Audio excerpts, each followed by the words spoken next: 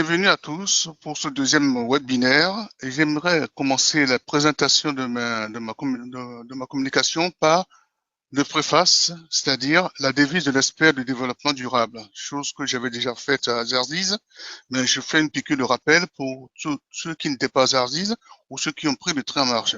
Améliorer le présent pour construire et pérenniser l'environnement futur, conformément aux 17 objectifs de l'ONU. Donc, on doit rester dans ce cadre. Quelle que soit l'intervention. Alors, je représente toutes les personnes qui font partie de la commission développement durable. Il y a 4 sous-commissions. On va passer maintenant à la définition d'énergie renouvelable. C'est quoi l'énergie renouvelable? Les énergies renouvelables sont des sources d'énergie qui nous sont données par notre planète et dont le renouvellement naturel est assez rapide pour qu'elles puissent être considérées comme inépuisables à l'échelle du temps humain. Nous devons donc en faire un usage intelligent à moindre coût afin de rendre durable leur utilisation dans le temps. Alors, ça veut dire quoi? Ça veut dire que on va revenir sur la géothermie uniquement, c'est ça qui nous concerne ici. Et donc, le langage est très clair, hein, c'est-à-dire qu'on va utiliser à bon escient. Parmi les énergies renouvelables, nous citerons celles qui sont couramment utilisées. Énergie solaire photovoltaïque. Alors, l'énergie solaire, ça dépend aussi, la durabilité dépend de l'intensité de l'installation, de l'orientation des panneaux solaires et de plusieurs facteurs que notre ami Khalid va développer tout à l'heure. Énergie éolienne, donc c'est qui sont générées par le vent. Ces énergies sont aussi liées à la force du vent aussi et à l'orientation des pannes de l'énergie solaire et éolienne. Énergie hydraulique, c'est l'énergie que fournit les barrages et les différents éléments plans d'eau. Énergie marémotrice, j'ai pris l'exemple de la Durance qu'on va voir tout à l'heure. Et vous avez les pannes qui sont développées dans la mer qui permettent d'avoir une énergie électrique. Énergie générée par la biomasse, je crois que notre ami va en parler tout à l'heure hein, dans ce qui concerne les dates. Et énergie géothermique, c'est cette énergie qui nous concerne ici, dont j'ai eu à travailler l'année dernière et sur un projet qui m'a été confié par la préfecture des Yvelines et le tribunal administratif de Versailles. Voilà, ces énergies.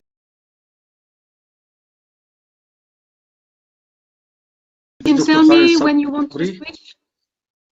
Just tell me when you want to switch the slides, okay? Okay. This is the first slide. Go to the second. Okay.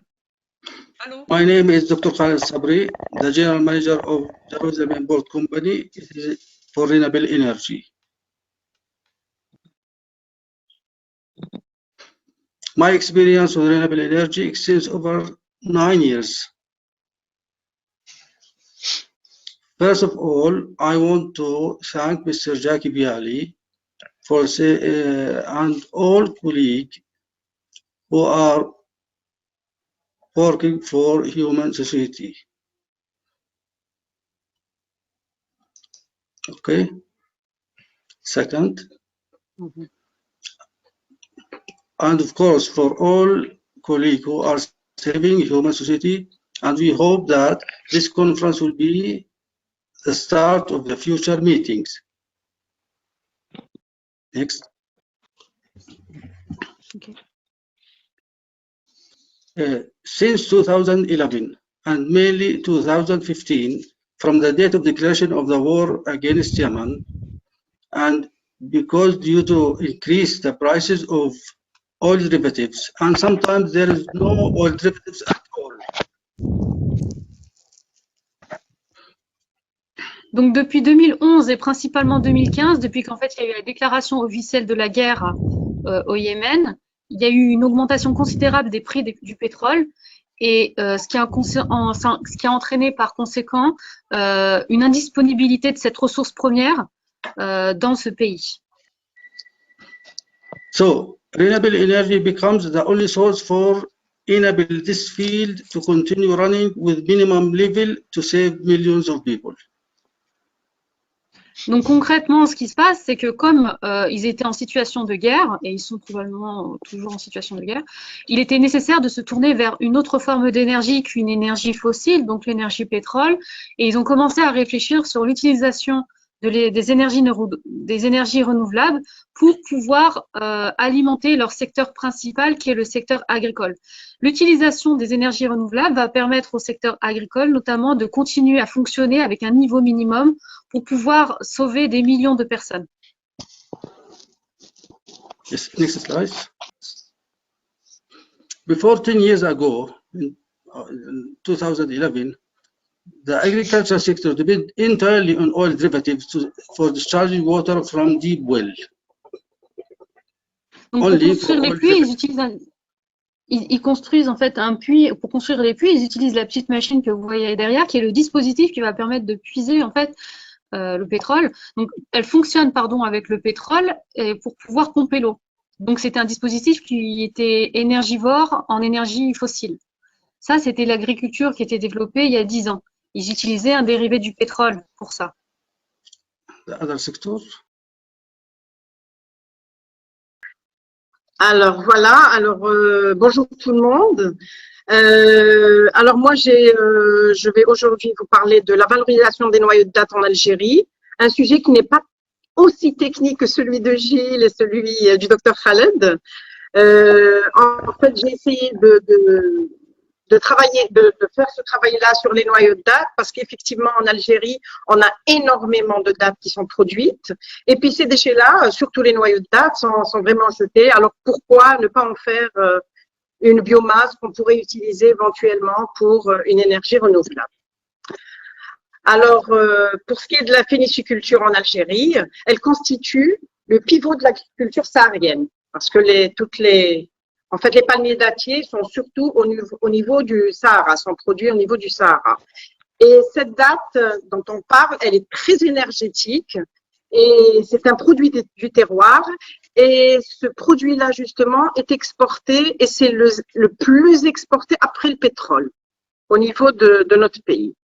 Maintenant, là, on a la composition des noyaux de date. En fait, il y a eu énormément de travaux qui ont porté justement sur ces noyaux et qui ont caractérisé la richesse de ces noyaux en diverses substances biochimiques et minérales. Entre autres, le noyau est composé de fibres diététiques, entre 22 et 94%, de protéines, entre 2,3 et 6,4%. Il y a aussi des cendres, le sucre. Les noyaux sont composés de sucre, 5 à 6%, de composés aussi phénoliques, et de matières grasses, entre 7 et 13% de matières grasses. Ça, c'est la composition des noyaux de date.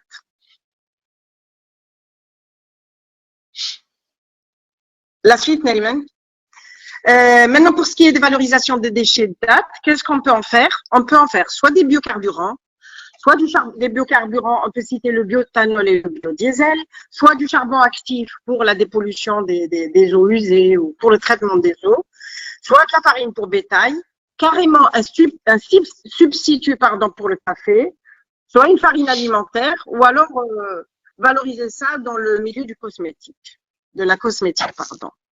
Maintenant, dans le domaine de la cosmétique, on a l'huile de noyau de date. Cette huile, elle est extraite par pression à froid des noyaux de date. On obtient une huile qui a vraiment de multiples vertus. Et cette huile-là est très appréciée parce qu'elle a des vertus hydratantes, assouplissantes, et elle ne graisse pas la peau. Donc, c'est ça l'avantage. Et puis, grâce à sa haute teneur en vitamine E, l'huile extraite des noyaux de date agirait miraculeusement sur le corps, car sa concentration en actifs tels que les oméga 6 et les oméga 9, ainsi que les vitamines E et A, en font une huile excellente de par sa composition. Le concept de gouvernance est un simple concept qui consiste à gérer toutes les institutions de l'État par rapport aux énergies renouvelables. C'est la bonne gouvernance de toutes les parties prenantes dans ce domaine. La bonne politique, c'est la volonté et l'engagement social, et c'est une manière d'organiser tout un système des énergies renouvelables. La géopolitique énergétique. Parmi les enjeux aussi, il y a l'influence de la Chine et de l'Inde sur le marché des technologies énergétiques et sur la gouvernance mondiale. La capacité du Brésil à réaliser son potentiel en tant que moteur de l'intégration des marchés énergétiques régionaux. La politique étrangère de la Russie.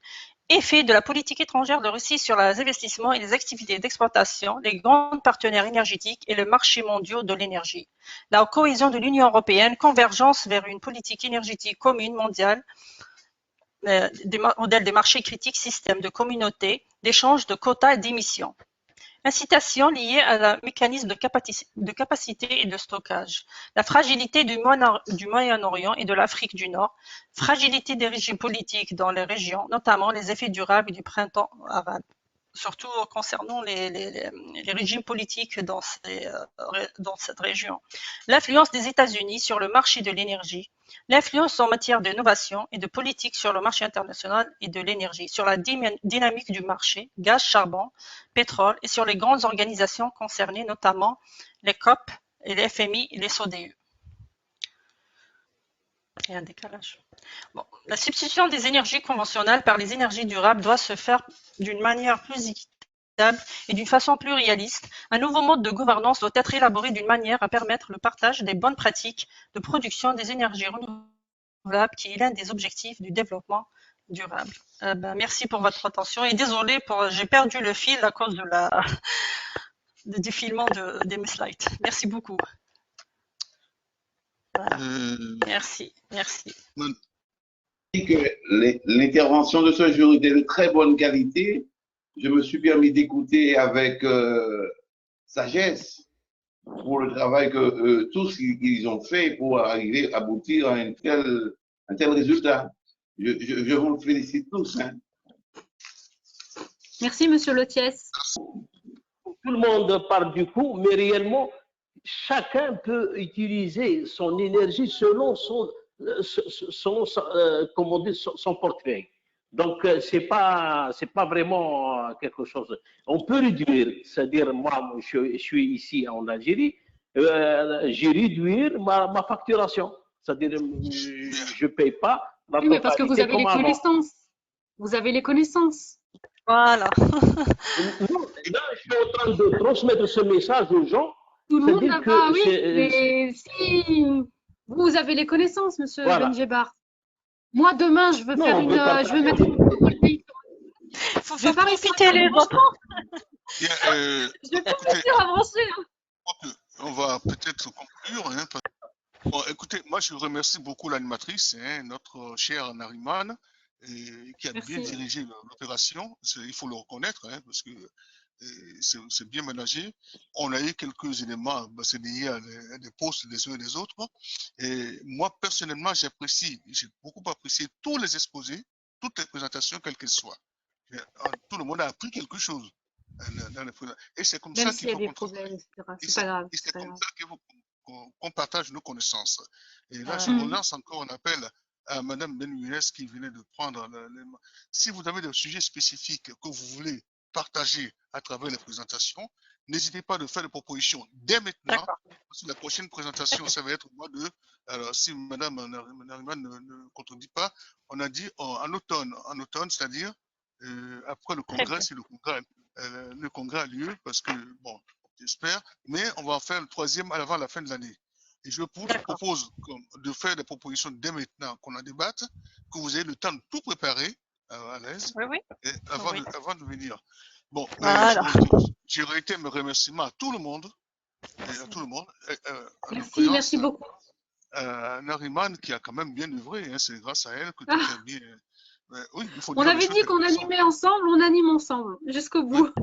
Oui, mais bon, moi je ne vais pas me gratifier parce que je veux gratifier. C'est vous le pilote de commission.